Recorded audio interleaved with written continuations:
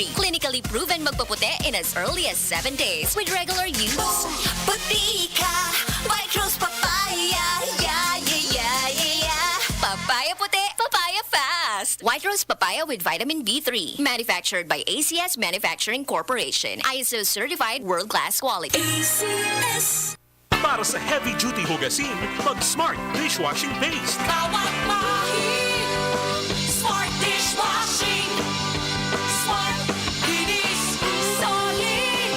Smart dishwashing. Smart Dishwashing Paste. May double tanggaling formula. Solid magtanggal ng heavy-duty sebo sa kawalit kaldero. Solid din magtanggal ng bakterya. Kaya number 1 na ang Smart Dishwashing Paste. Bawat makikinis. Solid. Smart dishwashing. Smart Dishwashing Paste. Manufactured by ACS Manufacturing Corporation. ACS.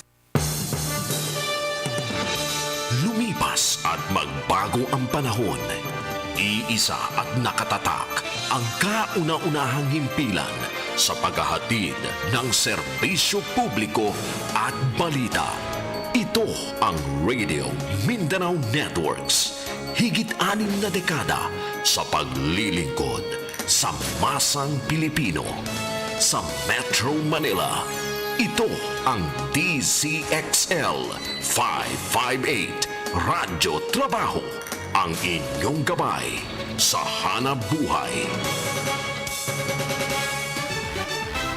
Sama-sama nating silipin ang mga kaganapan sa bawat sulok ng Metro Manila. Mahigpit nating babantayan ang bawat issue sa inyong mga lugar at sabay-sabay nating bigyang solusyon ang mga problema sa inyong mga komunidad. Dito lamang yan sa DZXL Pulso ng Metro. DZXL Pulso ng Metro! Pulso ng Metro, mga kasama sa hapon ng Huwebes. Ang inyong lingkod, Radyoman Rod Marcelino. Diretso po tayo sa ating mga balitang Metro ngayong hapon. 50,000 individual target na mabakunahan kada buwan sa bubuksang Giga Vaccination Center dyan sa may Pasay. Kasama mo sa balita, Dzxl Radyoman 2, Joyce Andra. DZXL Radyoman Report. 2,000 kada tao o 2,000 katao ang target kada araw na mabakunahan sa bubuksang Giga Vaccination Center sa MOA Pasay City. Ito ay katumbas ng 50,000 na individual sa kada buwan. Bukas naman bukas sa formal na pasisinayaan ang Giga Vaccination Center kasabay ng gagawing simulation sa actual vaccination process na lalahukan ng 500 senior citizens mula sa iba't ibang barangay sa Pasay City. Magkakaroon din ng drive-thru section sa tinaguri ang pinakamalaking vaccination site sa bansa. Kasama mo sa Pasay City, Radyo Mandos, Joyce Collantes Adra, Tatak RMN, DZXL 558. DZXL Pulso ng Metro! Grupong Karapatan pinalaga ng utos ni Pangulong Duterte na arestuhin yung mga hindi maayos na nagsusuot ng face mask. Kasama mo sa balita, XL Radyoman 8, Mike Goyagoy. DZXL Radyoman Report. Radyoman Road, agad nang inalmahan ng grupong karapatan ang naging kautusan ni Pangulong Rodrigo Duterte na arestuhin ang mga di maayos na nagsusuot ng face mask. Ayon kay Cristina Palabay, ang Secretary General ng Karapatan, hindi nito may bababa ang kaso ng COVID-19 sa bansa dahil mas magkakawahan pa nga kung ilalagay ang mga violators sa loob ng mga detention cell na grabe na ang siksikan. Masyado rin anyang malupit ang parusa at tsak na mga moralita lamang ang matatamaan sa gagawing mass arrest ng mga violators ng mga health at quarantine protocols. Nangangambay ng grupo na magamit ang pulisiya para gipitin umano ang mga tumutunggaling boses. Ang patuloy na pagtaas anya ng kaso ng COVID-19 ay bunga ng patakaran ng gobyerno na hindi umano nagpapatupad ng scientific, people-centric at mga right-based measures. Kasama sa DZXL Manila, Radyoman 8, Mike Goyagoy, Tatak RMN, DZXL 558. Bayan ni Juan laban sa COVID-19. Dzxl 558 Radyo Trabaho Special Coverage. Na bueno mga kasama, atin naman pakinggan ang virtual press conference ni Secretary Harry Roque at nasa kabilang linya po natin ngayon si Dzxl Radyoman 7 o Dzxl Radyoman 4, Angel Ronquillo. Nagpapatuloy nga itong virtual press con ni Presidential Spokesperson Secretary Harry Roque, kasama niya itong si ARTA DG Attorney Jeremiah Belhica, at ngayon ay sinasagot ni Spokes yung mga katanungan hinggil sa issue pa rin ng West Philippine Sea. Mga kasama, pakinggan natin ang press conference. Meron silang jurisdiction dahil nung naging kabahagi ang China ng UN Convention on the Law of the Sea, pumayag siya na lahat ng kontrobersiya na sang-ayon po sa UN Convention on the Law of the Sea po pwedeng maresolba sa pamamagitan ng ICJ o kung hindi naman ng ITLOS, at kung hindi po pinili yun ng bansa na yan, it will fall under arbitration. At kaya nga po nag-arbitration. What does the president done to capitalize on the PCA ruling? There's only so much that you can do because yun nga po yung kakaiba sa international law, walang enforcement mechanism. Sa domestic law, pag meron kang desisyon, merong sheriff na po pwedeng tulungan ng kapulisan para ma-enforce ang iyong award. In international law, meron din tayong extreme remedy, which is, I said, is under Chapter 7, collective security measure. No? You can even resort to the use of force, although may requirement na dapat non-military means muna, gaya ng sanctions. Pero para ikaw ay magkaroon ng ganyang resolution, kinakailangan bumoto ang mga bansa na merong veto powers. At syempre, hindi naman papayag ang China dahil isa siya doon sa may veto powers. When you say there's only so much you can do, what do we mean by that? Has he done anything, sir? Well, he doesn't have to do anything because the award speaks for itself. The existence of the award itself is its own means of enforcement. Kahit anong sabihin ng China na binabaliwala niya, naririyan yan as evidence of the applicable customary norm of international law. All right, sir. Third, thank you for your time. Maraming salamat, Joseph. Punta tayo kay Yusek Rocky uli. Okay, Secretary, from Kylie Atienza ng Business World, the President last night said the public cannot choose their own vaccine even if there are available alternatives. Official policy na po ba ito ng gobyerno sa vaccination program? Sa mulat-mula po ganyan ang pulisiya natin. Hindi po pwede na parang restaurant, ang gusto ko ganito, ang gusto ko ganito. Hindi po. Kung ano po yung naririyan, yun po ang ibibigay sa inyo, at tanging frontliners lang po ang binigyan natin ng ganyang karapatan. Yung second question po niya about South China Sea ay natanong na rin ni Joseph Maurong. Pero ang follow-up po niya ay kung i-bring up daw po ni President Duterte yung ruling kay President Xi Jinping saying the talk should begin here. Alam niyo po, kasama din po ako dun nung nag-usap sila na kauna-unahang beses yung trip na yon. Congressman pa po ako noon, hindi pa ako spokesperson. Pero narinig ko po sila na talagang at some point kinakailangan pag-usapan talaga itong mga unresolved territorial disputes. Bagamat ang sabi nga ni Presidente, baka hindi nga natin ito maresolba sa ating buhay. So, alam naman po natin na meron talaga tayong hindi pagkakasunduan pagdating sa teritoryo. Kaya nga po, ang ginagawa natin habang di tayo makapagkasundo ay inisasantabi natin. Pero importante po na ngayon, ang talagang binibigyan ng kahalagahan ng ating Pangulo, yung paghahanap buhay ng ating mga pangingisda. At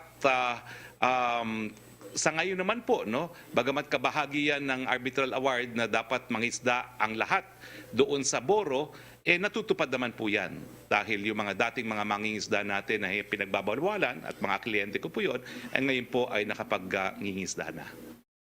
Yung third question po niya, does this also mean that the country would no longer use the ruling to strengthen its alliance with traditional partners and forge unity with ASEAN neighbors to deter China's incursions in the disputed waterway? Hindi ko po maintindihan bakit binandel yung arbitral award doon sa alliance making. Kabahagi po tayo na ASEAN. Meron pong paninindigan ASEAN, at sa ngayon po ang paninindigan ay prioridad yung Code of Conduct. Now, kabahagi rin po tayo ng mas malaking community of nations na nagbibigay ng importansya doon sa freedom of navigation, at nanindigan na kinakailangan talaga para magkaroon ng kapayapaan ang maritime territories ng iba't ibang bansa ay limitado kung ano yung nakasaad sa ating UN Convention on the Law of the Sea. So yun po ang pagkakaisa natin. Worldwide consensus dahil ang UN po kakaiba po itong treaty. Ito lang po yung treaty na every provision kinakailangan sang-ayunan ng lahat ng estado na kabahagi. Kaya nga po miski ang Amerika ay hindi pumirma at nag-ratify ng UN Convention on the Law of the Sea dahil siya naman po ay kabahagi dun sa usapin, deemed bound po siya ng UN Convention on the Law of the Sea. As in fact, recognized po ngayon na all states are bound by the UN Convention on the Law of the Sea because it is a restatement of what is known as customary international law. Question from Pia Gutierrez of ABS-CBN.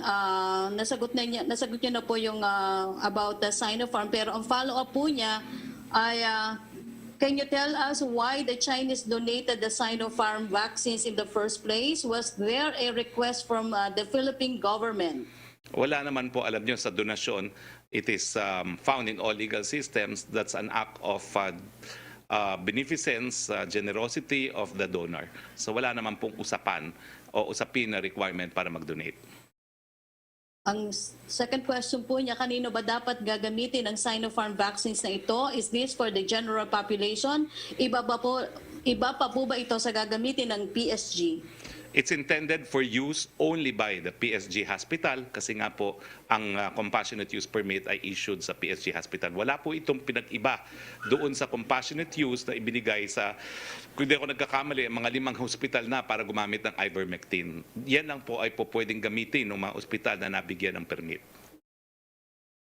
Ang third question po niya, does this mean that the President does not want the PSG to be inoculated with Sinopharm? Hindi po, nasagot ko na po. Antayin na lang yung EUA para wala ng kontrobersya. Ang fourth question po niya, the WHO Strategic Advisory Group of Experts said that it had a low level of confidence on the effectiveness of Sinopharm in preventing the disease in older adults 60 years old and above. If so, what was the basis of the President's doctors in recommending the use of Sinopharm to him?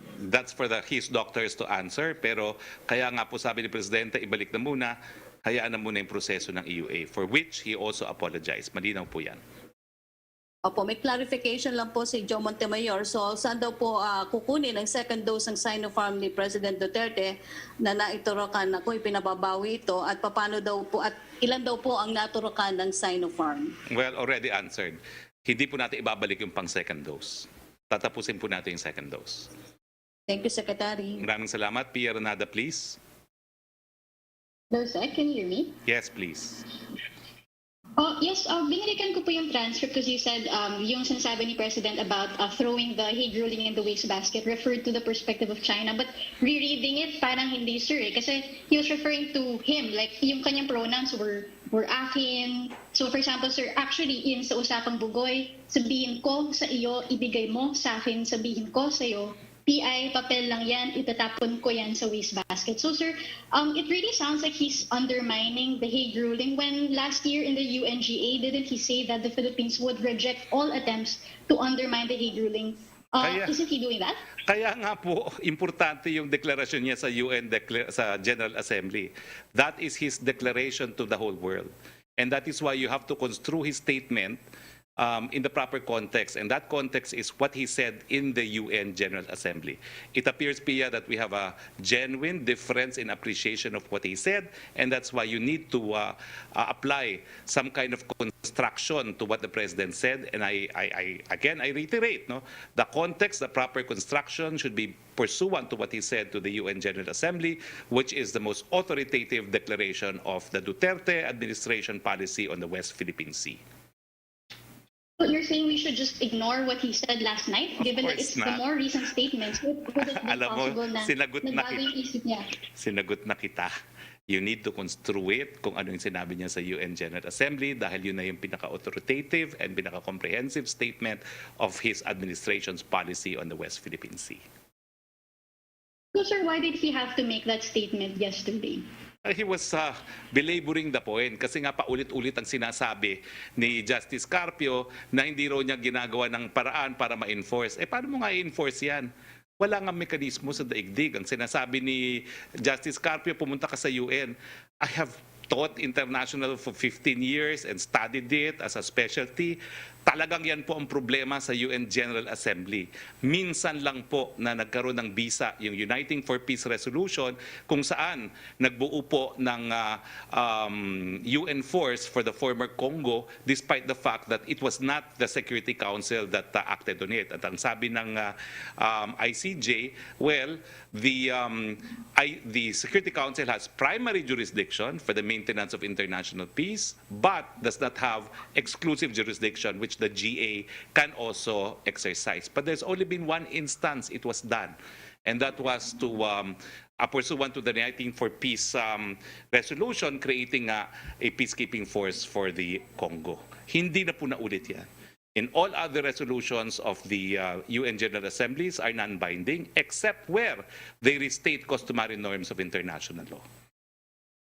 But sir, even if that were the case, let's say he was just airing his frustration last night, why does he have to make those personal insights known, knowing that doing so might signal to China that his heart is not actually in the fight, na he doesn't really see value in the Hague ruling. So why can't he just keep those thoughts to himself and maybe let the diplomats work with the Hague ruling instead of what sounds like undermining it, like hindi kasi klaro rin eh. So he could also be misunderstood by China or by other countries. So why does he have to make these thoughts known, knowing the consequences of those kinds of remarks? Pia, you asked the same question, I've answered. Same answer.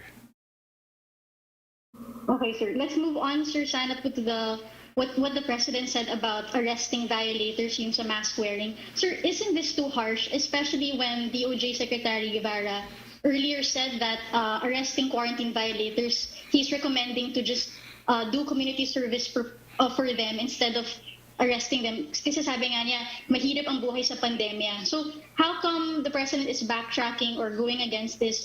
Isn't this too harsh given nga the suffering that people are going through now? Certainly not. Kasi bago mo mapagawa sila ng community service, kailangan ma-apprehend mo muna sila. And that's what the President says. I-apprehend yung mga lumalabag sa minimum health standards. Hindi pa po parusa yon.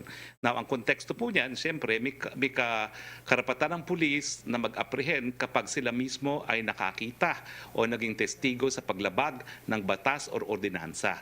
At ang paglabag sa ating mga minimum health protocols, dahil meron tayong ordinansa na nagpapatupad niyan, ay nagbibigay daan para nga magkaroon ng outright apprehension, warrantless arrest dahil a crime was committed in the presence and with the full personal knowledge of the police officer. Bayanihan laban sa COVID-19. Dzxl 558 Radyo Trabaho Special Coverage. 5 minutos bago ho ang alauna na magandang hapon. So yun, mga kasama, ang virtual press conference ni Secretary Harry Roque. Doon sa binanggit ng ating Pangulo kahapon, kagabi, no, yung paghuli sa mga hindi nagsusuot ng face mask.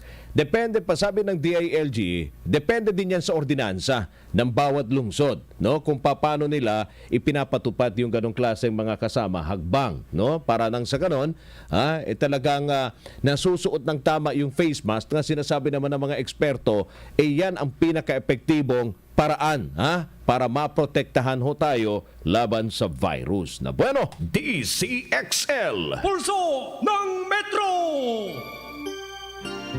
Speaking of proteksyon, laban sa mga sakit, gaya po mga kasama, yung mga tinutubuan dyan ng bukol sa katawan, na hindi po nila alam kung bakit may bukol.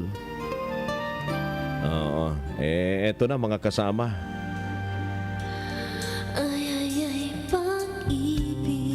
Yun, may bukol dahil sa pag-ibig, yun ang delikado doon. Kung ang hanap niyo po ay supplement na all-in-one, yung bang pag iniinom po natin araw-araw ay maiiwasan ho tayong tubuan ng bukol ng ating katawan, maiiwasan din ang mga inflammatory diseases at karamdaman dulot po ng bakterya. Supplement na may taglay na antioxidant, anti-tumor at antibacterial properties. Ano pang hinihintay nyo mga kasama? Punta na sa mga butika at hanapin ang Xanthon Plus Herbal Capsule. Ang epektibong suplemento para maiwasan ang mga karamdaman. Ngayon po ay available na sa South Star Drugstore at sa The Generics Pharmacy ang Xanton Plus Herbal Capsule. Hanapin lamang yung may tatak na Doc Samaritan sa pagbili po ninyo. At ito pang isang magandang balita. Kung madali ho kayong kapitan ng ubo, sipon, trangkaso dahil sa pabago-bagong panahon, palakasin ang resistensya. Mag-Xanton Vitamin C. Ang alkaline na vitamin C mas pinalakas dahil ito po ay gawa sa xanthone, kaya kung gusto mo ng katuwang sa araw-araw na laban, mag-Xanton Vitamin C. Mabibili sa mga butika. Para po sa inyong reservation, tanong at order, po pwede po kayong tumawag o mag-text sa Dzxl 0927-499-1276. Again, it's 0927-499-1276 at hanapin si Pareng Ray Albesa. O pumunta ng personal para bumili dito sa DCXL 4th floor, Guadalupe Commercial Complex, at sa Makati, tapad lang po kami ng MRT Guadalupe.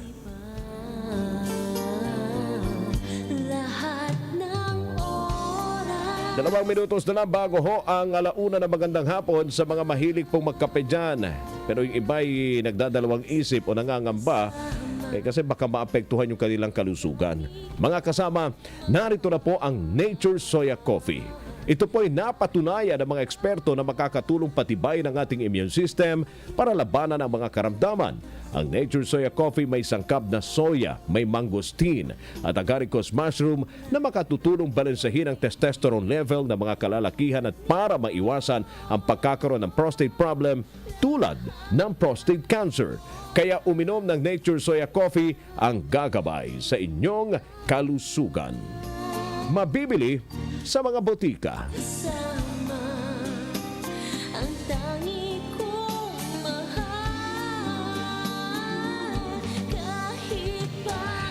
Food supplement po na epektibong hinahanap mo para sa diabetes, hypertension, yung marumi ang dugo, mga kasama, na nagdudulot po ng iba't ibang mga sakit.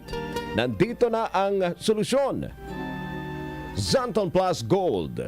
Ang Xanton Plus Gold mas pinabisa, mas pinahusay, mas pinagaling dahil ito extracted mula sa ampalaya, mangosteen, malunggay, garlic at spirulina. Para po sa inyong reservation, tanong at order, po pwede pong tumawag o mag-text sa DZXL Xanton Gold Hotline 0927-499-1276.